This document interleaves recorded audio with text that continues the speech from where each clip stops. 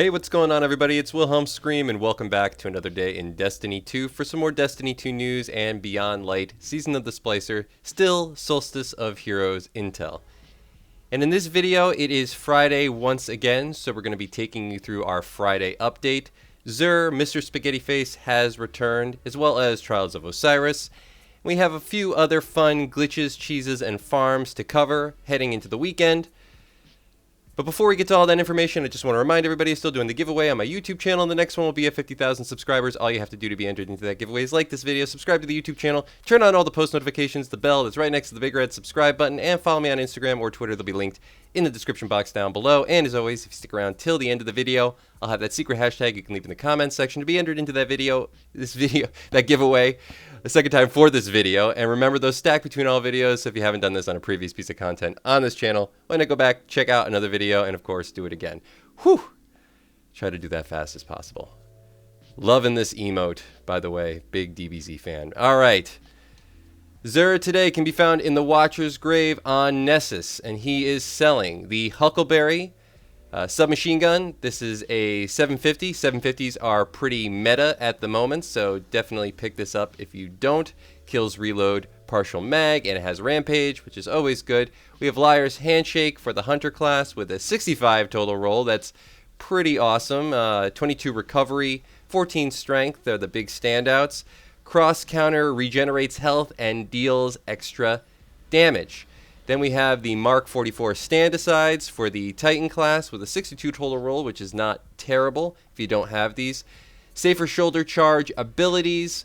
Again, if you don't have it, 62 is not bad. 17 mobility, 10 strength, 11 intellect, and 12 recovery. Fairly evenly distributed, a little bit low in resilience, but overall pretty good. And then we have the Karenstein armlets, which sadly are a only 59 total roll, because these are, in my opinion, one of the best exotics to have if you are a solo player and you like to play on the Warlock. Even if you're not a solo player, these are a great exotic to have. So if you don't have them, pick them up. Unfortunately, not the best roll, though the distribution is pretty amazing, actually, when it comes to what you want as a Warlock. We have 16 recovery and 21 intellect, and those are the things that you kind of want as a Warlock. Melee kills restore health for a short duration. So unlike if you're running Void, this can actually give you regeneration upon any melee kill. So good to have.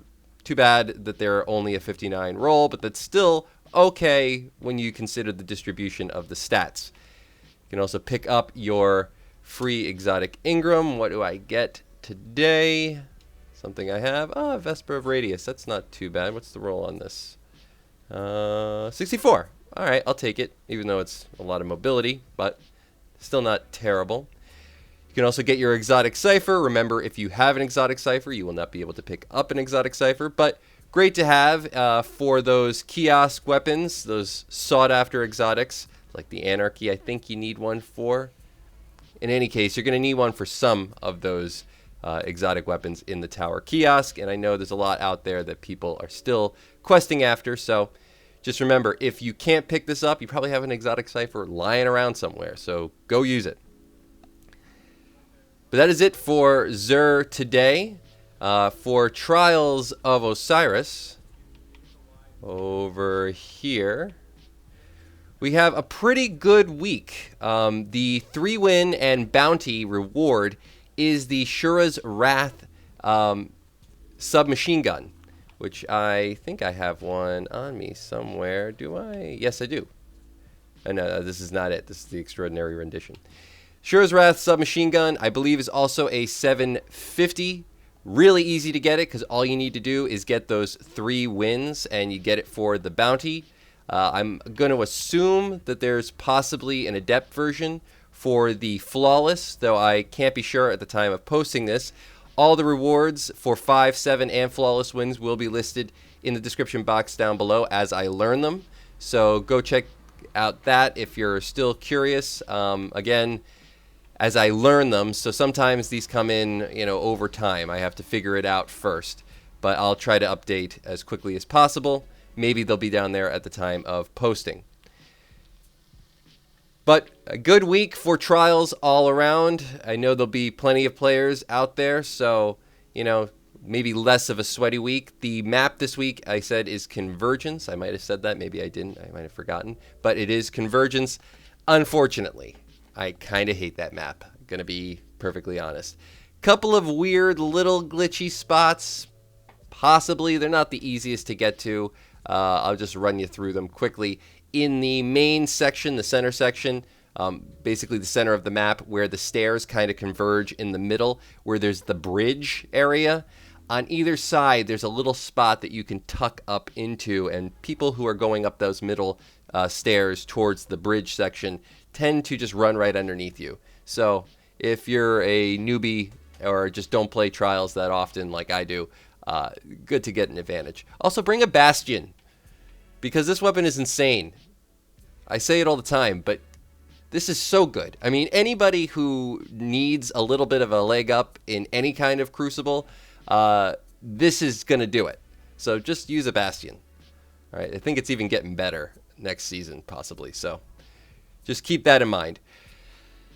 For other news, things that you can use heading into the weekend if you haven't had a chance to play all week, or you're just looking to grind out a few extra exotics that you don't have. Maybe you're looking for some more Spoils of Conquest, or you're still questing after the Vex Mythoclast, even though I know it's kind of like a meh weapon. I hear it's actually gotten a little bit better.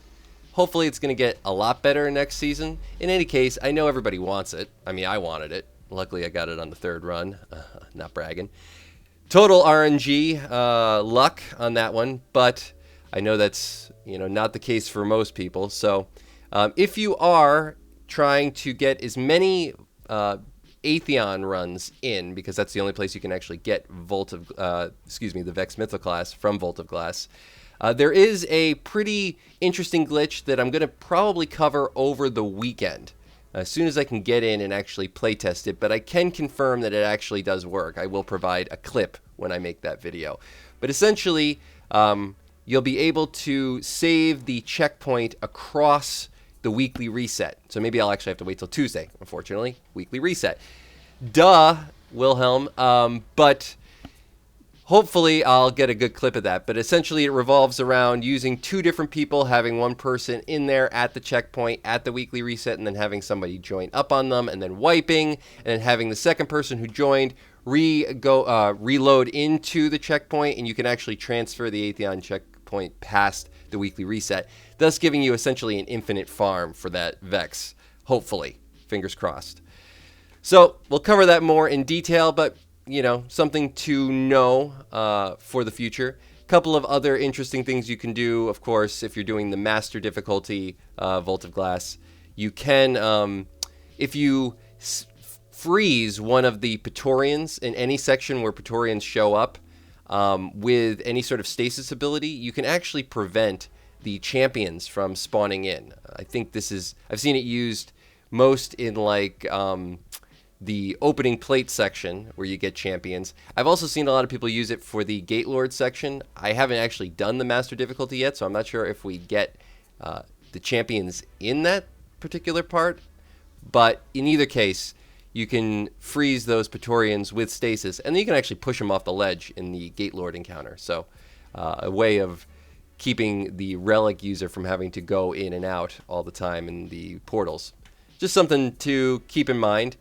The major thing that I wanted to cover, and then we'll kind of end the video on this, is the Grandmaster Nightfall for this week. It is the Warden of Nothing strike. Been around for quite a while, and this is, though it's a longer strike, and though it has some difficult sections, primarily when you actually get into the Prison of Elders area and you have to defuse the bombs, that's kind of difficult.